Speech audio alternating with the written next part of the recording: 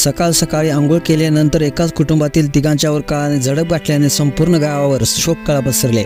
सुदैवाने मुलगी क्लासला गेल्याने बचावले। ही दुर्दैवी घटना सोलापूरमध्ये दौड येथील खेड येथे घडली।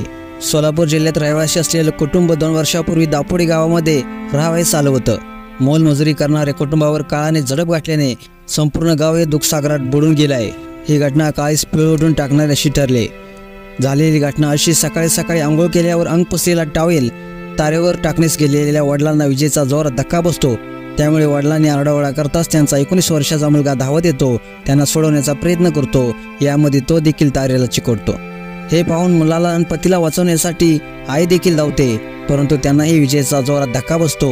विजेचा जोरात शॉक बसतो आणि पती पत्नी आणि मुलगा जागीच आपला जीव गमावतात। यावेळी मुलगी सुदैवाने बचावते, कारण ती क्लास घेण्यासाठी बाहेर गेलेली असते। कपडे वाळत घालण्याच्या पत्र्याच्या लोखंडी तारेला विजेची वायर चिकटल्याने वीज प्रवाह त्या तारेत उतरला होता। त्यामुळे ही दुर्दैवी घटना घडली आणि गावावर शोककळा पसरली। मित्रांनो, अशाच नवीन व्हिडिओसाठी आताच या एस एस स्पोर्ट्स या चॅनेलला सबस्क्राईब करा आणि अपडेट राहा।